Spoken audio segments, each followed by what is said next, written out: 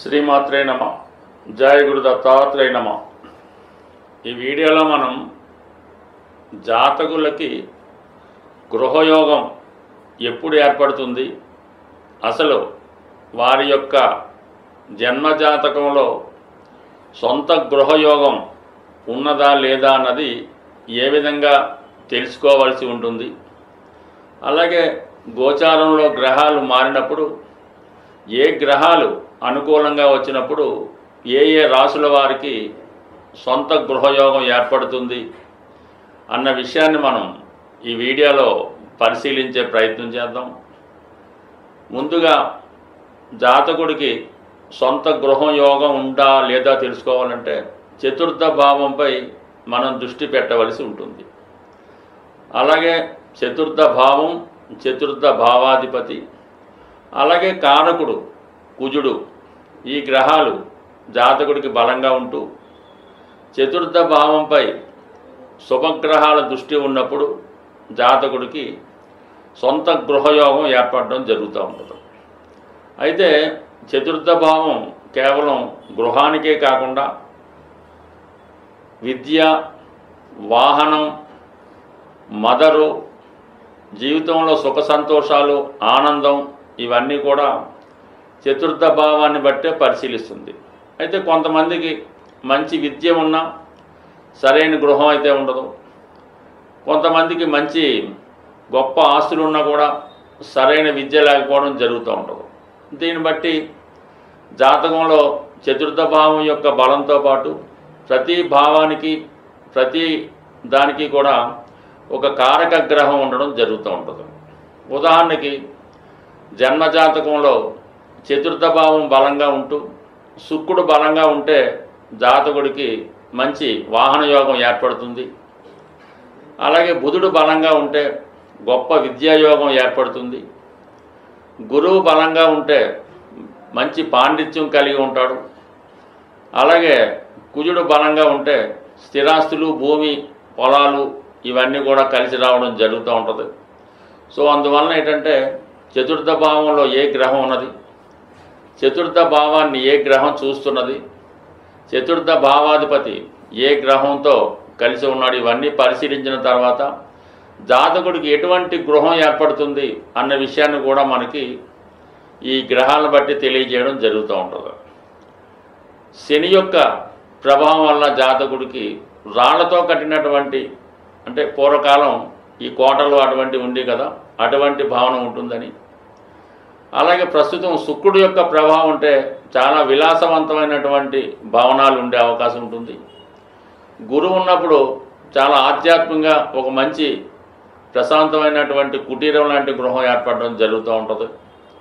బుధగ్రహం ఉండడం వల్ల ఒక మంచి గ్రంథాలయం లాంటి గృహం ఏర్పడడం జరుగుతూ ఉంటుంది. బట్ ఏదైనా శుక్రుడు బలంగా ఉండి కుజుడు కూడా బలంగా ఉంటే ఆ జాతకుడికి అనేక అంతస్తుల భవనాన్ని కలిగి ఉండడం జరుగుతూ ఉంటుంది. రవి ప్రభావం వల్ల పూరిళ్ళు గడ్డితో నిర్మించిన గృహం అని చెప్తూ ఉండేవారు, కానీ ఇప్పుడు ఇవన్నీ కాలానుగుణంగా మారిపోవడంతో ఏదైనా ఆ స్టేటస్ని బట్టి, జాతకంలో ఉన్న గ్రహాలను బట్టి గృహయోగం ఏర్పడడం జరుగుతుంది. బట్ ఏదైనా సొంత గృహం విలాసవంతమైనటువంటి ఫర్నిచర్తో, వివిధ రకాల అలంకరణలతో ఉన్నటువంటి గృహం కావాలంటే శుక్రగ్రహ అనుగ్రహం, అలాగే కుజగ్రహ అనుగ్రహం కూడా కంపల్సరీగా ఉండవలసి ఉంటుంది. అలాగే చతుర్థ భావానికి సంబంధించిన దశలు కూడా రావాల్సి ఉంటుంది. ఏదైనా దశ వచ్చినప్పుడే ఆ యోగం ఫలిస్తూ ఉంటుంది.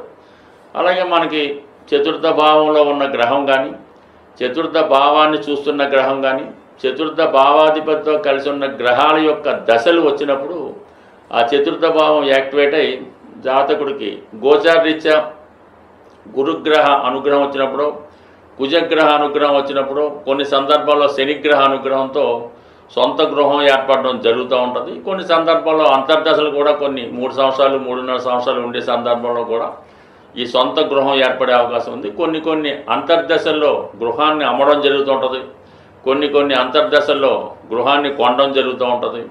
కొన్ని దశల్లో గృహం మారడం, అలాగే గృహం స్వదేశంలోనా, విదేశంలోనా, గ్రామంలోనా, పట్టణంలో ఉన్నది కూడా జాతకంలో ఉన్నటువంటి గ్రహాల స్థితిని బట్టి ఆధారపడి ఉంటుంది. మనం ఇప్పుడు ఏ రాశుల వారికి ఎప్పుడు గృహయోగం ఏర్పడుతుంది, ఆ రాశులలో ఏ గ్రహాలు బలంగా ఉన్నప్పుడు ఎటువంటి గృహయోగం ఏర్పడుతున్న విషయాన్ని వివరంగా ప్రతి రాశికి తెలుసుకునే ప్రయత్నం చేద్దాం. ఈ వీడియోలో మనం మకర రాశి వారికి గృహయోగం గురించి తెలుసుకుందాం. మరి గృహయోగం కావాలంటే చతుర్థ భావం బలంగా ఉండాలి. మరి మకర రాశి వారికి చతుర్థ భావం మేషరాశి, అలాగే కుజుడు కారకుడు కూడా కుజుడు అవటం వల్ల కుజుని యొక్క బలాన్ని బట్టి వీళ్ళ యొక్క యోగం ఏర్పడుతుంది. అయితే ఈ చతుర్థాధిపతి కుజుడు మకర రాశి అందే ఉచ్చ పొందుతాడు. అందుకని వీళ్ళు స్వశక్తితోనే గృహాన్ని నిర్మించుకోవలసి ఉంటుంది. పెద్దల ద్వారా ఎక్కువ శాతం ఎవరో ఒకరికి రావాలి తప్ప ఎక్కువ మంది మకర రాశి వారికి వాళ్ళు స్వయంగా కొనుక్కున్నదో నిర్మించుకున్నదో అవుతుంది తప్ప పెద్దల ద్వారా వచ్చినది తక్కువ. అయితే వీళ్ళు మళ్ళీ వీరి యొక్క సంతానానికి సొంత గృహాన్ని ఇవ్వడం జరుగుతూ ఉంటుంది. అది చతుర్థాధిపతి కుజుడి రాశి అంత ఉండడం వల్ల. మరి రాశ్యాధిపతిగా ఉన్నటువంటి శని చతుర్థ స్థానమైనటువంటి మేషరాశిలో నీచ పొందుతూ ఉంటాడు. ఆ కారణం వల్ల ఏంటంటే మరి ఎవరైతే మకర రాశిలో జన్మించిన వారు సొంత ఇంటిలో పెద్దగా సుఖపడలేకపోతూ ఉంటారు. అంటే సాధారణమైన జీవితం అందులో గడుపుతూ ఉంటారు. మిగతా వాళ్ళు చాలా లగ్జరీగా గడపడం జరుగుతూ ఉంటుంది. ఇదే కారణం వల్ల అంటే చతుర్థ భావంలో శని నీచపడడం వల్ల సొంత ఊరిలో అభివృద్ధి చెందలేడు. తల్లిదండ్రుల వల్ల సుఖం ఉండదు, సొంత గృహం వల్ల సుఖం ఉండదు. సో అందువల్ల ఈ జాతకుడు నిరంతరం కష్టపడుతూనే తను ఎక్కడైతే వర్క్ చేస్తాడో, ఎవరి కింద అయితే పని చేస్తుంటాడో, ఎవరికైతే సేవ చేస్తుంటాడో అక్కడే ఈ జాతకుడు ప్రశాంతతని పొందుతూ ఉంటాడు. తను ఎక్కడైతే వర్క్ చేస్తూ ఉంటాడో వాళ్ళని పైకి తీసుకొస్తూ జాతకుడు కూడా పైకి రావడం జరుగుతూ ఉంటుంది. అయితే ఎప్పుడు తను వ్యక్తిగతంగా సుఖపడడం అన్నది ఈ జాతకంలో సాధారణంగా కనబడ్డు. ఎప్పుడైతే సుఖపడదాం అనుకుంటాడో అప్పటితో ఆ జాతకుడు యొక్క అభివృద్ధి ఆగిపోవడం జరుగుతూ ఉంటుంది.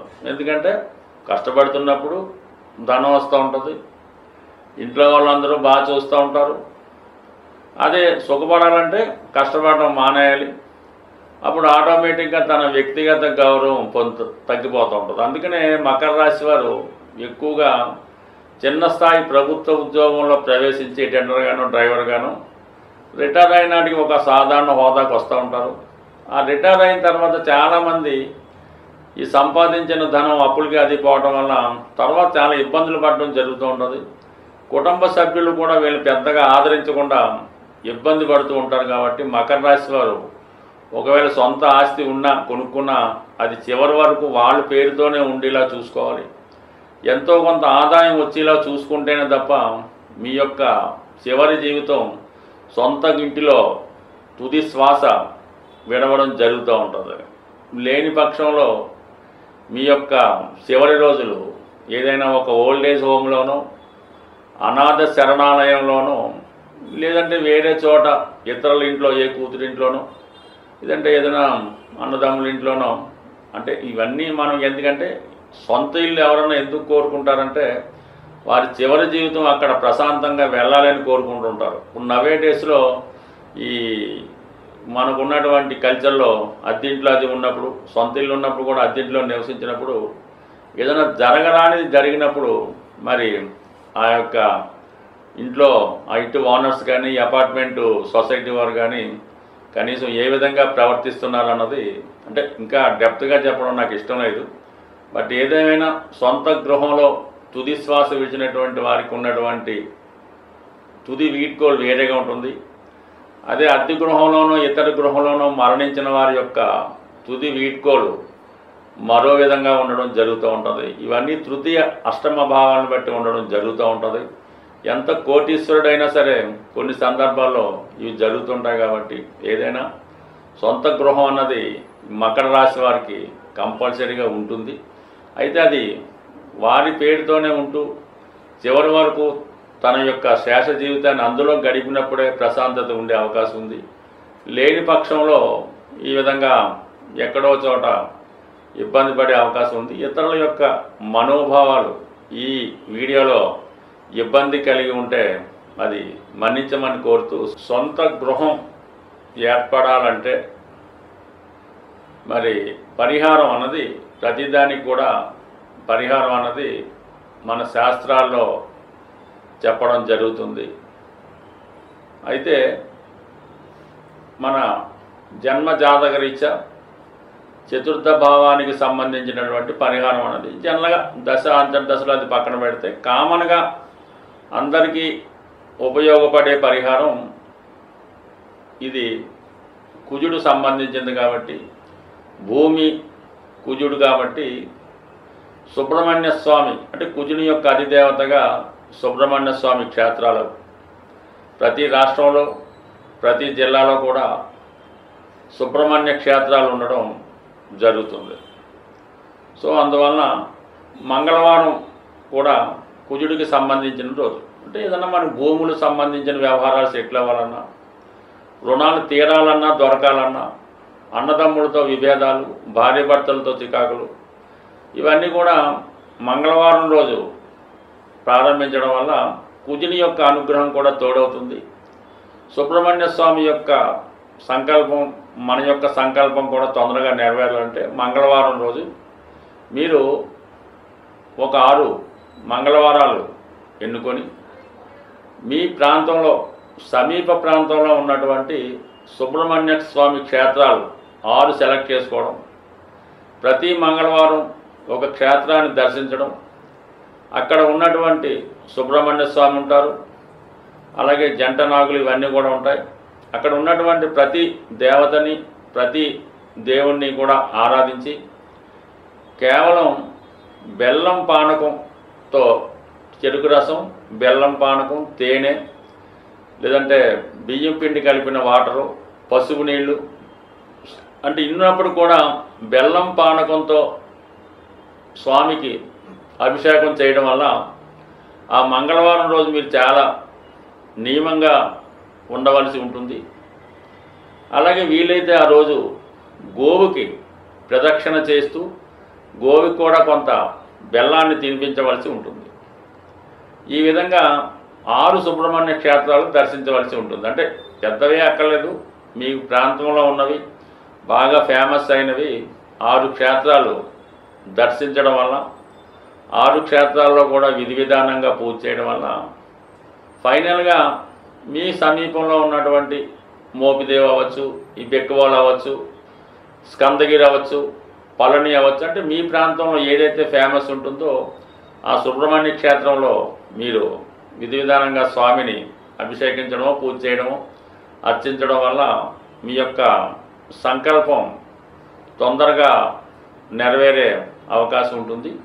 సో ఇవన్నీ వీలు కాని వాళ్ళు మరి ఒక 41 రోజులు మీ యొక్క క్షేమతారలో ప్రారంభించి ప్రతి ఒక్క రోజు నిర్దిష్టమైన సమయంలో హనుమాన్ చాలీసా పారాయణ చేయడం వల్ల కంపల్సరీగా మీకు ఈ 41వ రోజులో నాటికే ఏదో ఒక శుభవార్త మీరు సొంత గృహ సంబంధించిన విషయంలో నెరవేరే అవకాశం ఉంది.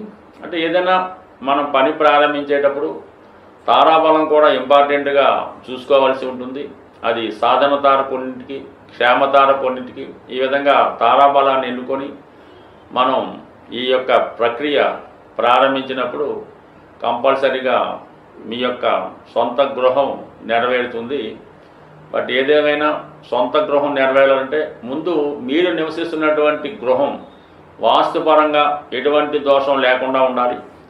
మీరు అద్దెకున్నా ఎవరింట్లో ఉన్నా దాన్నే సొంత గృహంగా భావించి ఆ గృహాన్ని పరిశుభ్రంగా ఉంచడం, పాత వస్తువులు లేకుండా, బూజులు పట్టకుండా, చెదలు పట్టకుండా, ఇరిగిపోయినవి లేకుండా చక్కగా నీట్గా ఉంచడం వల్ల అది మీకు ఇమీడియట్గా ఒక కొత్త సొంత గృహాన్ని ఏర్పాటు చేయడం జరుగుతూ ఉంటుంది. అంటే మనం చూడగానే ఒక ఇంటి చూసినప్పుడు ఇది మీకు అద్దెల్లో ఉన్నారో సొంత ఇల్లో ఉన్నారో అర్థమైపోతూ ఉంటుంది. అందువల్ల మీరు అద్దెంట్లో ఉన్నా సొంత ఇల్లులాగా దాన్ని పవిత్రంగా చూస్తే మీకు ఆ అమ్మవారి కృపతో సొంత గృహం ఏర్పడే అవకాశం ఉంటుంది. స్వస్తి.